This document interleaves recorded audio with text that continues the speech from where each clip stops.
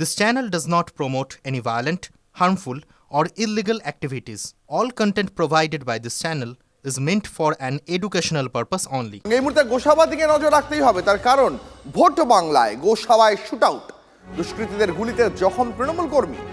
গতকাল রাতে বাইকে করে ফেরার সময় দিব্যেন্দু গায়েনকে লক্ষ্য করে গুলি চালায় দুষ্কৃতীরা। তার ডান পায়ে গুলি লাগে। দিব্যেন্দু বাইকের পিছনে বসেছিলেন, সেই সময় বাইক চালাচ্ছিলেন তৃণমূলেরই একজন বুথ সভাপতি, যার নাম পলাশ মণ্ডল। গুলি লাগার পর তড়িঘড়ি তৃণমূল কর্মীকে নিয়ে যাওয়া হয় হাসপাতালে। এই গোটা ঘটনায়, মানে এই গুলি চালানোর ঘটনায় বিজেপির দিকে অভিযোগের তীর শাসক দলের, যদিও বিজেপি সমস্ত অভিযোগ অস্বীকার করেছে। এই ঘটনা তদন্ত শুরু করেছে গোসাবা থানার পুলিশ।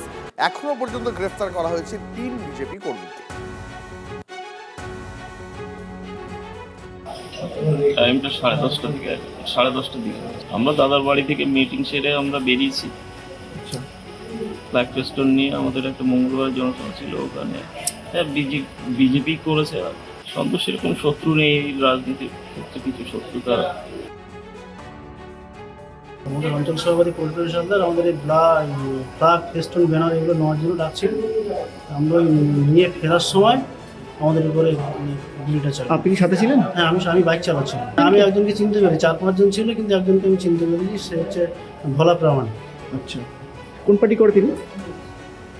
ওরা আগে তৃণমূল করতো, এখন সদ্য বিজেপিতে যোগ দিয়েছে।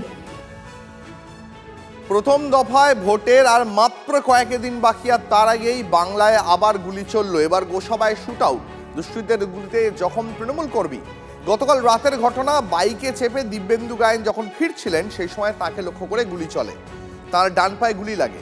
দিব্যেন্দু বাইকের পিছনে বসেছিলেন, বাইক চালাচ্ছিলেন তৃণমূল কংগ্রেসের একজন বুথ সভাপতি পলাশ মণ্ডল। গুলি লাগার পর তড়িঘড়ি তৃণমূল কর্মীকে নিয়ে যাওয়া হয় হাসপাতালে। এই গুলি চালানোর ঘটনায় শাসক দলের অভিযোগ বিজেপির বিরুদ্ধে। আমরা সরাসরি এই মুহূর্তে চলে যাব, আমাদের প্রতিনিধি দেবব্রত রয়েছেন আমাদের সঙ্গে একেবারে ঘটনাস্থল থেকে, যেখানে গুলি চলেছে। দেবব্রত, এখনো পর্যন্ত পুলিশ সূত্রে কি কি তথ্য উঠে আসছে?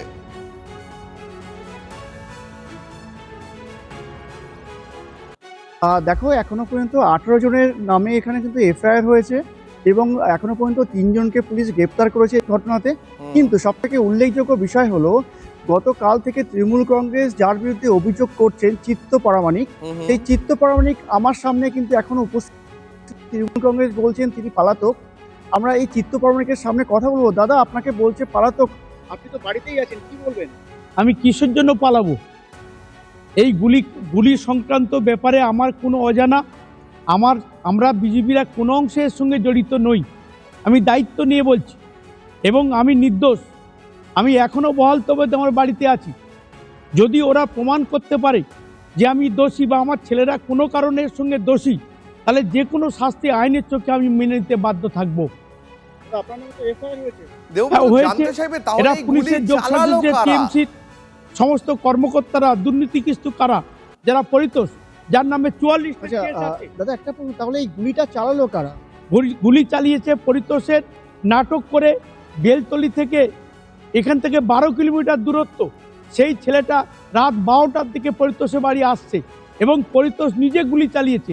ওর বাড়ির লোক তার সাক্ষী আছে। পরিতোষ কোন পার্টি করে দাদা? পরিতোষ কখন বিজেপি করে, কখন টিএমসি করে, কখন সিপিএম করে, কখন আইএসএফ করে। এখন যেহেতু আমি বিজেপিতে যোগদান করেছি, ও এখন টিএমসি ঝান্ডাটা বইছে। কালকে কি এই পরিতোষের বাড়িতে কি কালকে ওদের মিটিংটা ছিল?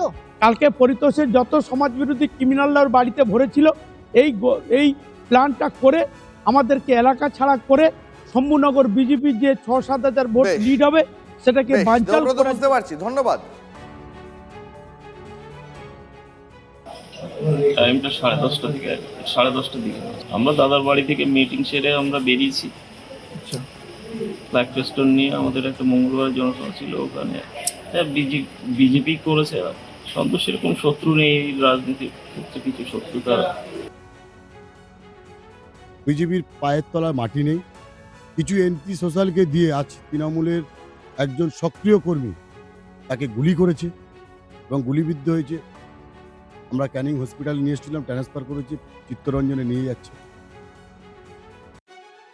নির্বাচন কমিশন যে পদ্ধতিতে এই নির্বাচন পরিচালনা করার চেষ্টা করছে, কোনো দুষ্কৃতিকে বাইরে রাখার চেষ্টা করছে না, কঠিন পদ্ধতি গ্রহণ করেছে। সেই জায়গায় তৃণমূল গোসাবায় হারের আতঙ্কে আর এই সম্মুনগরে বারে বারে তৃণমূলের গোষ্ঠীদ্বন্দ্ব প্রকট হয়ে আছে। হারের আতঙ্কে নিজেরা নিজেদেরকে গুলি করে খুন করছে, গুলি করছে, আর তারপর সেটা বিজেপির ঘাড়ে চাপানোর চেষ্টা করছে। আমি হলফ করে বলতে পারি, যদি সঠিক প্রশাসনিক তদন্ত হয় তাহলে এখানে তৃণমূলেরই হাত, তৃণমূলকে গুলি করেছে এটা বেরোবে।